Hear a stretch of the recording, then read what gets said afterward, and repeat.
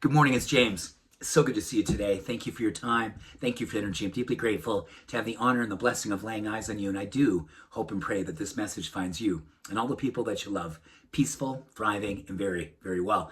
So this morning, I want to begin by saying thank you to so many of you over the last few weeks who've written to me with private messages and direct messages, sharing how these present times are being especially hard for you.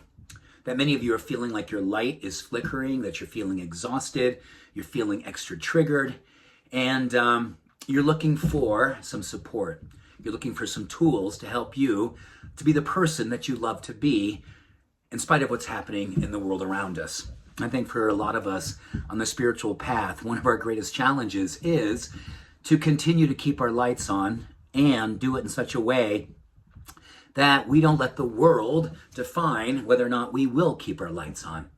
And this is one of those times in the world, isn't it, where so much darkness, so many challenges, so much coming at us, it's extra hard to be the person that you love to be. Hopeful, encouraging, compassionate, and just doing the things, right?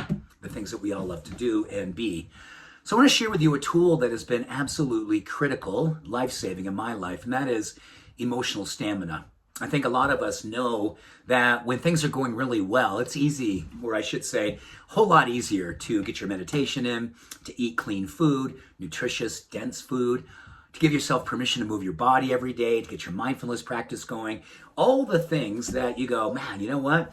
I'm in a really good place and I love all my self-care and I'm really dedicated to the discipline of doing them every single day. But when we're going through hard times, it's amazing. Those things are the first to fall away for so many of us.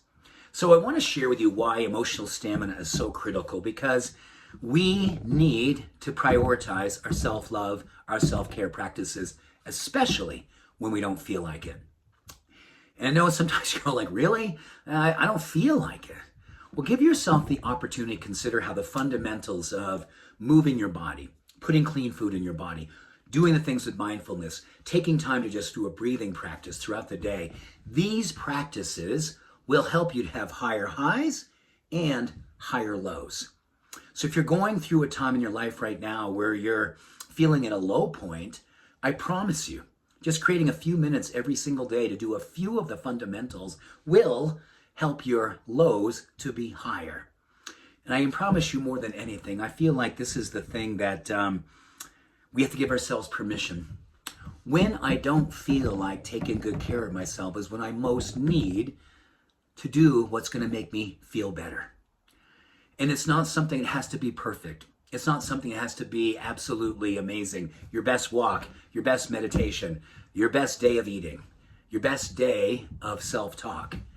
But I promise you, when you have emotional stamina as the goal of your life, you will fortify your practices that will help you to do the things that make you stay with yourself. So you don't lose yourself. You don't abandon yourself. And you don't critique yourself, you don't beat up on yourself, you don't diminish or judge yourself. You find compassion through self-care. You find acceptance through self-love.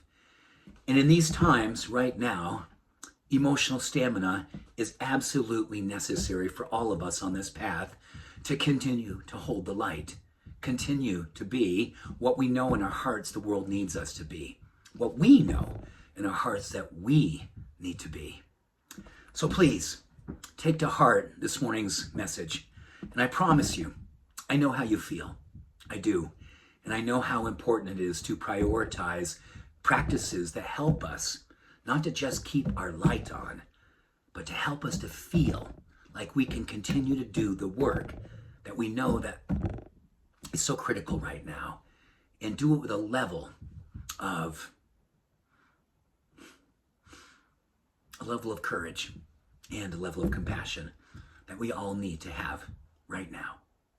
Let us continue on the work that is at hand, and let us not forget the great work of loving ourselves, even when we don't feel like it. Much love, all blessings. Bye for now.